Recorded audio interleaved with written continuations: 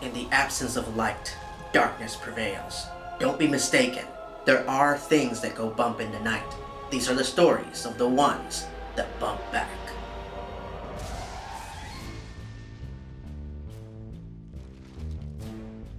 Greetings, Legion and casual viewers. Welcome back to a look back at Guillermo del Toro's Hellboy. Today we talk about Hellboy animated. Yes, believe it or not, there was a Hellboy cartoon. You want to know something even more mind-blowing than that? It was produced by none other than the creator of Darkwing Duck, Tad Stones. Yes, one of my all-time favorite animators and creator of one of my all-time favorite characters is also a Hellboy fan. So why did this happen? Why were Hellboy direct-to-video animated movies produced? Well, this happened because of Marvel and Warner Brothers. They decided to start producing their own straight-to-video animated films using the DC and Marvel characters. Warner's, of course, had success with Superman Doomsday, and Marvel had success with Ultimate Avengers. So Sony, owning Spider-Man and Hellboy, really wanted to get in on that. And with Hellboy having such a strong cult following of 18 to 30-year-olds that were willing to spend the cash to buy these DVDs, it seemed like a no-brainer.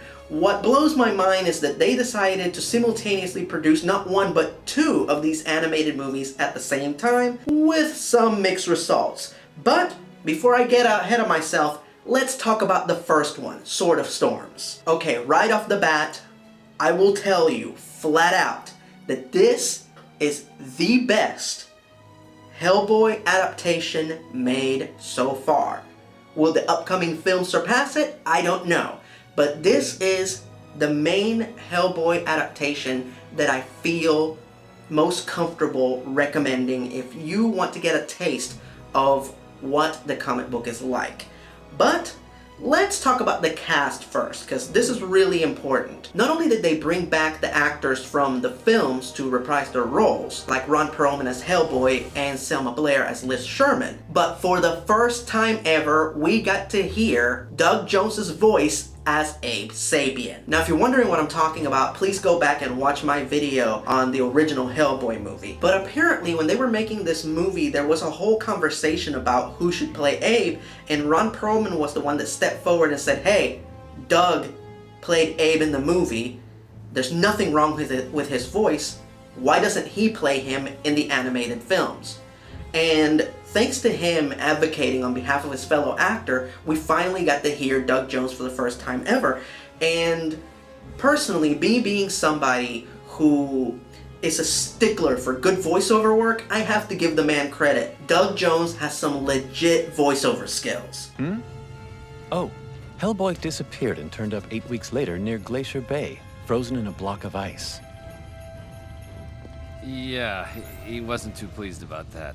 You just made the newbie face. Ron, of course, is a magnificent voice actor. We've heard him in many cartoons throughout the years, his most famous role being Slade in the original Teen Titans. The one actor that waned a little bit was Selma Blair, but she improves later and we'll get back to that. The big exciting addition was that they finally introduced Hellboy's girlfriend slash fellow BPRD agent Kate Kerrigan. And she's played by yet another actor from Frasier, Perry Gilpin. And yeah, I have no idea why they continued to go to actors from Frasier to do voices for them, but there you go. The fact is that Perry did an excellent job as Kate Kerrigan, so much so that I would love to see her play the character in live action one day. As far as her relationship with Hellboy is severely downplayed, super ambiguous. It's never blatantly stated that they're a couple, but at the same time, they never deny it. So, what is this movie about? Basically, an expert in antiquities gets possessed by two demons of Japanese lore, Lightning and Thunder, who manipulate him into capturing Hellboy in the spirit realm, which is filled by many dangers, and the only way for Hellboy to escape is to break the Sword of Storms. Unfortunately, that will also release the demons Lightning and Thunder into the world. So you have Hellboy trying to find an alternate way out of the spirit realm, which is filled with creatures and monsters from Japanese folklore, all the while giant monsters of legend are starting to leak into the real world from the spirit realm, which sees Liz and Abe desperately trying to find a way to stop them on their own. What's cool about this animated film and why it resembles the comic book so much is that it doesn't feel like one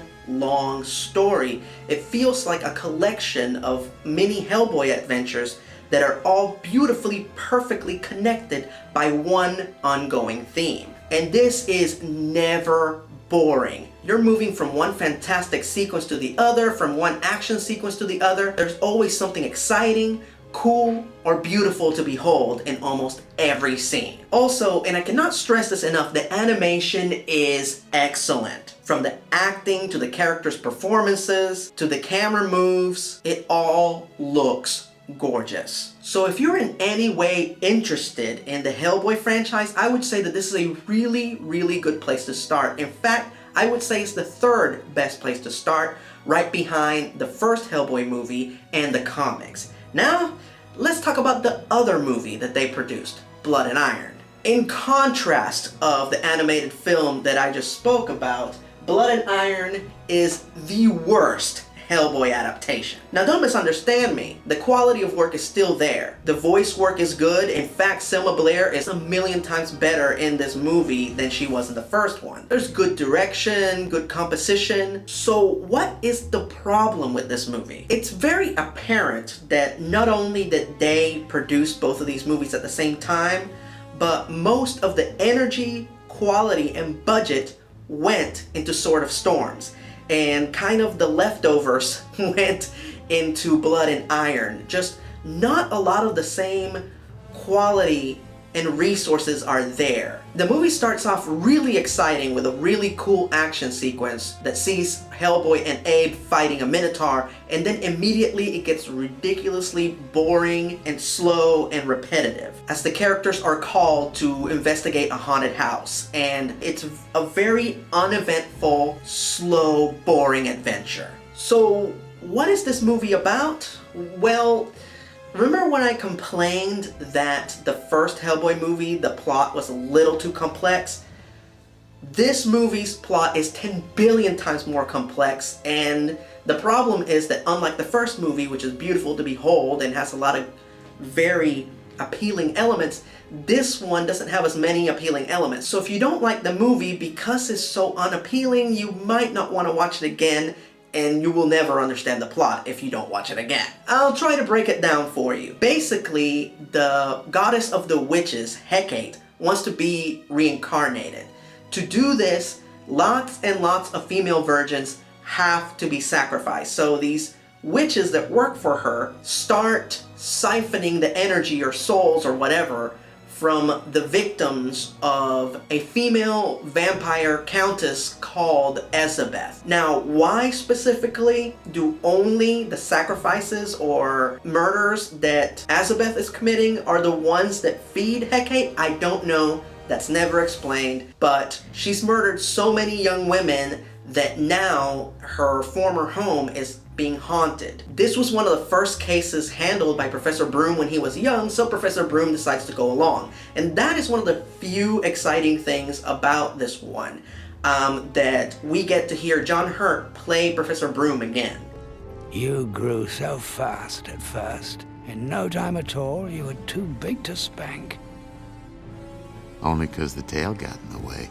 So the BPRD are called over to investigate this haunted house, and that's pretty much the bulk of the movie. Something weird happens, they go investigate it, the professor has a flashback to a very, very boring retelling of the plot that I just gave you. The witches also turned a local priest into a werewolf for some reason. Hellboy fights him in one scene and defeats him almost immediately. And nobody ever talks about the guy again. And this is all really disappointing because this one was written by Mike Mignola himself, the creator of Hellboy, and it was directed by Victor Cook, the writer and co-creator of Spectacular Spider-Man. So before I sat down to watch this one, my expectations were very, very high, and unfortunately it was a massive, massive, massive disappointment. One fun little fact, because Tad Stone produced these movies, In this one, we get a lot of cameos from actors from Darkwing Duck. We have Darkwing Duck himself, Jim Cumming, voicing Agent Manning. Rob Paulsen, who played Steelbeak, does the voice of Agent Leech. And the actress that lended her voice to Morgana Macabre, Kat Sose, does the voice of the villain of the piece, Elizabeth. But outside of that, there's just not a lot of fun here. It's just an action sequence, lots of boring exposition and scenes that are not scary, and then one big action sequence at the end when Hellboy confronts Hecate, and that's it. And unlike the first movie where you would see so much cool, interesting, and innovative imagery, here it's just all very, very basic animated action stuff. In fact, the DVD includes an animated short based frame for frame on a Hellboy comic called Iron Shoes. That animated short is more exciting than the feature on this set. So yeah, while I recommend Sword of Storms to everyone, Blood and Iron, I only recommend to hardcore Hellboy fans, and that's it. You've been warned. At the very end, there is a teaser for their next Hellboy animated movie, The Phantom Claw, which was supposed to introduce Lobster Johnson. Many times have I heard either Guillermo del Toro or Mike Mignola say that they wanted none other than Bruce Campbell to do the voice and eventually play Lobster Johnson in one of the live-action movies. Unfortunately, Blood and Iron marked the end of the Hellboy animated franchise. The Hellboy live-action film underperformed, they didn't move as many DVDs for the animated features, so Sony put an end to their partnership with Guillermo del Toro, Mike Mignola, and the Hellboy franchise, and that was pretty much the end of Hellboy animated. This is crap. With that said, it was pretty damn exciting that at one point we had not one, not two, but 3 Hellboy franchises going on at once. We had the comics, we had the live action films, and we had the animated films. And for that to happen to a creator-owned cult character is crazy, and it makes me beyond happy. So there you go. Tomorrow my look back at Guillermo del Toro's Hellboy continues with Hellboy 2, The Golden Army.